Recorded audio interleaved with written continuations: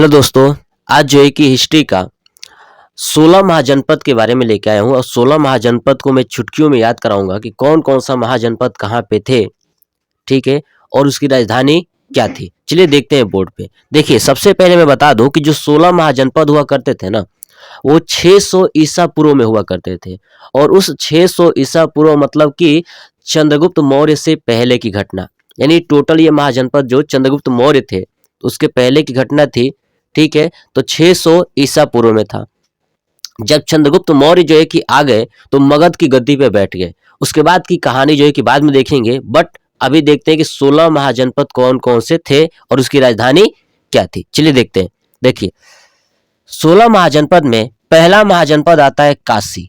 और काशी आप सभी को पता ही है कि जो क्या है, आज वाराणसी कही जाती है। तो आपको बता दूं, पहले यानी 6वीं शताब्दी में यानी 600 ईसा पूर्व में जो काशी था, काशी का जो एक महाजनपद हुआ करता था और इसकी राजधानी है वो वाराणसी हुआ करती थी। तो ये आप लोगों को भली भांति याद है कि काशी क्या है, वाराणसी। यानी काशी एक महाजनपद हुआ करता था जिसका जो राजधानी जो है कि वाराणसी हुआ करती थी। ठीक है, तो ये आप तो पहले से जानते हो। चलिए आते हैं। देखिए, दूसरा कौशल।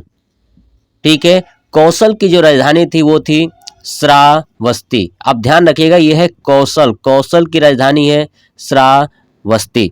यानी आपको याद रखना है कि कौशल यानी किसी बस्ती में कुशल कुशल ही नागरिक रहते हैं, है कि नहीं।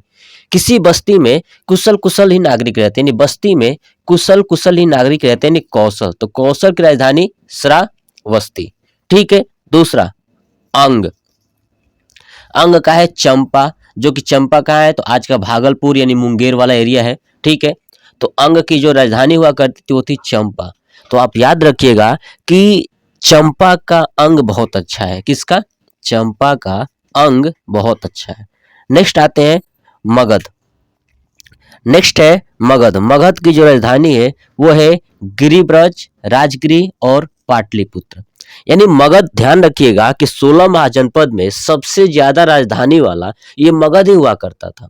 यानी मगध की राजधानी समय समय पर हमेशा चेंज होती रही है, राजा जैसे आते हैं तो चेंज करते जाते हैं। ठीक है, तो मगध की जो है कि 3 राजधानी। और ये भी याद रखिएगा कि 16 महाजनपद में सबसे ज्यादा शक्तिशाली जो था वो था मगध। सबसे ज्यादा शक्तिशाली क्या था? मगध। और ये कहाँ है? बिहार में। ठीक है, तो मगध की राजधानी होती थी गिरिब्रज, राजगिरी, पाटलिपुत्र। आपको याद रखना है कि देखिए मगध, अब मगध है यानी मगध मतलब समझ रहे, गद्ध यानी गद्दा। ऐसे समझिए कि गद्दा मतलब गद्दे की बात करें। अब गद्दे के ऊपर से कौन गिर सकता है? तो राज, यानी राजा गद्दे के ऊपर से गिर सकता है या उसका पुत्र गिर सकता है तो पाटलिपुत्र। राजा गद्दे के ऊपर से गिर सकता है या उसका पुत्र गिर सकता है तो पाटलिपुत्र, राजगिरी, और गिर सकता है तो गिरिब्रज। कौन गिर सकता है गद्दे के ऊपर से? तो मगध।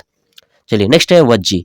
अब अगर आप इस देखेंगे वज्जी, या इस वर्ड में लिखा है जीजी, है ना, जीजी, और यहाँ पे लिखा है साली। तो जीजी साली आपको पता ही है, जीजी और साली। तो यानी वज्जी और वैशाली। तो वैशाली कहाँ है? आज का बिहार यानी हाजीपुर वाले एरिया में। चलिए मल। अब देखिए, इस वर्ड को सुनने के बाद आपको समझ में आया मल।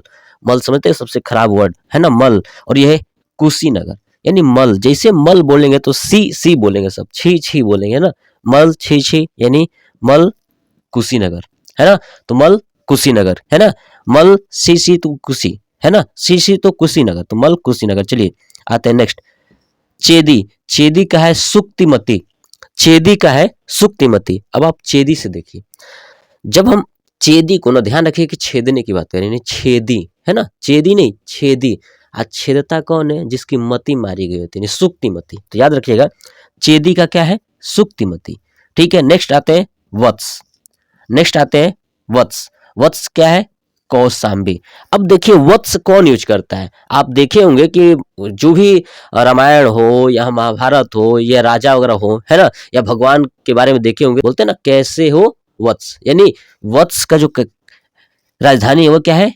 कैसे यानी कौशाम्बी। ध्यान रखिएगा, कैसे यानी कौशाम्बी। ठीक है, ऊपर ध्यान रखना बस्ती था, बस्ती में कौशल लोग रहते थे। यानी आज कौशल विकास योजना चला है ना, उस तरह बस्ती में कौशल योजना वाले लोग रहते थे।